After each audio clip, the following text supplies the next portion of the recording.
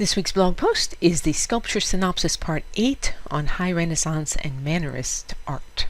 For more on the why and how of the Sculpture Synopsis, see the first post in the series. This is also available as a playlist on my YouTube channel.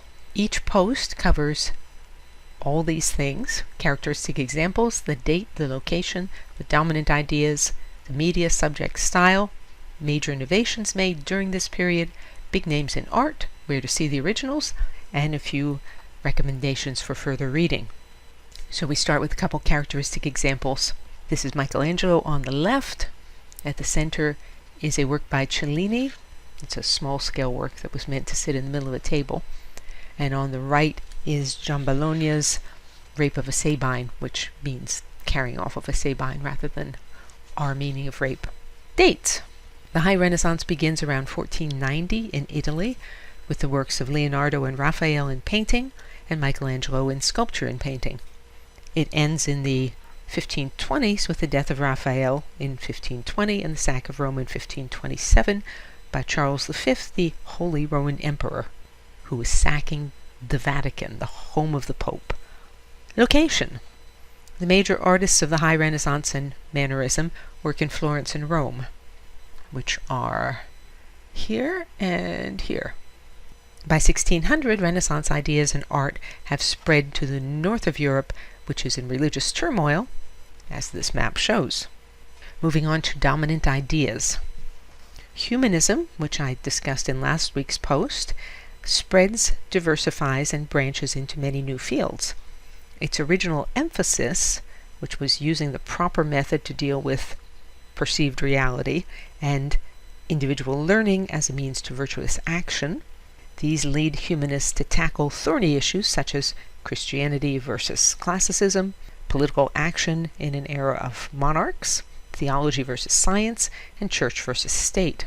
Prominent writers on these topics include Machiavelli, Erasmus, Castiglione, Rabelais, Montaigne, and Thomas More. Their answers to the thorny issues vary very widely. Another major issue at this period is religious reform. Scholars have begun to study Greek and Hebrew versions of the Bible, and they want to eliminate medieval accretions, medieval additions, and also eliminate procedures that the Church has imposed which stand between the individual worshippers and God. Martin Luther's 95 Theses, posted in 1517, marked the beginning of the Reformation. At this point, Western Christianity, which was formerly a monolithic whole, splits into Catholics and Protestants.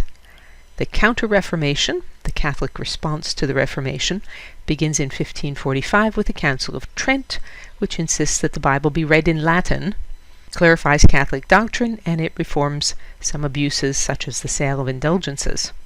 This period also sees the continued decline of a universal European culture, with Latin as its lingua franca, its common language, and there is an increasing development of national cultures with their own vernacular languages. The fissures caused by the religious wars between Protestants and Catholics exacerbate this development. And finally, under dominant ideas, at this point art is considered to be any discipline that involves cultivation of skill in order to achieve mastery.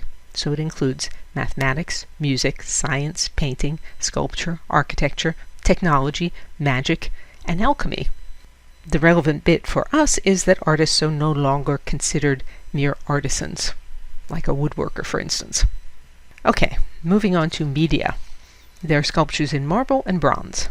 Subjects. We have biblical and mythological subjects, and we also have portraits. The figure on the left is a portrait. Style.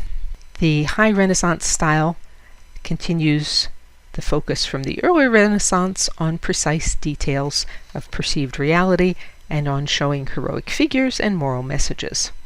The Mannerist style is a spin-off of Renaissance art that begins in the 1510s in Florence and Rome, and then spreads to northern Italy and to northern and central Europe. Its artists are obsessed with elegance and virtuoso technique. Figures characteristically have small heads, elongated limbs, and complex poses. Mannerism is actually much more dominant in painting, than in sculpture. It includes people like Vasari and Rosso Fiorentino and Parmigianino. Major innovations in this period. There's only one. It is the idea of the artist as genius. Michelangelo insists that as an artist, his highest obligation is to make his own vision real, not just to execute what a patron wants and is paying for. After Michelangelo, and because of him, it becomes increasingly common to regard a top-notch artist as a genius who must be allowed to set his own terms. As a result, scholars start to write the first biographies of artists. Vasari's Lives appears in 1550, and collectors begin seeking out artists' sketches and writings for the insight they offer to the artistic process. Just a note, if we were talking about High Renaissance painting as well as sculpture, we would look at remarkable innovations by Michelangelo, Leonardo, and Raphael. You can look those up in Innovators in Painting. Big names in sculpture. There are three. The first is Michelangelo, who died 1564. His early works, such as the David, 1504, show heroic muscular figures. Michelangelo was strongly influenced by the Laocoon group, which is a Hellenistic Greek work that was rediscovered in 1506.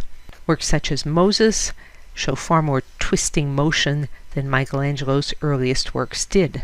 In his latest works, the figures are elongated, less muscular, and less vigorous. Michelangelo incidentally considered himself a sculptor first and foremost, but at the insistence of Pope Julius II, he painted the Sistine Chapel ceiling, 1508-12.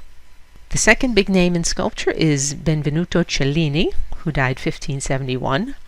He is from Florence, and he is famous for the high quality of his work, including Perseus, which is in this slide, and the gold salt cellar that we saw at the very beginning of the video. Cellini also wrote an autobiography of his very adventurous life. The third big name in sculpture is Giambologna. He is famous for elegant twisting works such as the Rape of the Sabine and the Hercules and Nessus. Where do you go to see the originals of High Renaissance and Mannerist sculpture? You go to the museums, the churches, the piazzas of Rome and Florence, and also major museums such as the Vatican and the Louvre. Also, the Frick collection in New York City has a collection of small bronzes from this period that's really amazing. I don't know if they're on display while the Frick is temporarily uptown on Madison, so you should check their website before you go. Further reading. Irving Stone, The Agony and the Ecstasy, a fictionalized life of Michelangelo. Howard Hibbard's Michelangelo is nonfiction and thoroughly researched. Dorothy Dunnett's Limond Chronicles, in 6 volumes, is set in the early 1500s.